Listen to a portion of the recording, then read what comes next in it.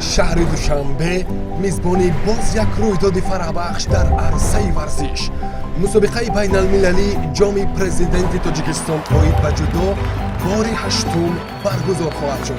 در این مرحله پهلوانان تاجیک با حریفان از 6 کشور منطقه میدانداری خواهند کرد. جودوورزان ما با پهلوانان از کشورهای روسیه، قزاقستان، ازبکستان، ایران و قرقیزستان برای به دست آوردن جایزه عالی مبارزه می‌برند. همچنین اشتراک پهلوانان از کشورهای منطقه و جهان در نظر است. مبلغ عمومی مکافات پولی مسابقه 220,000 سومانی را تشکیل می‌دهد.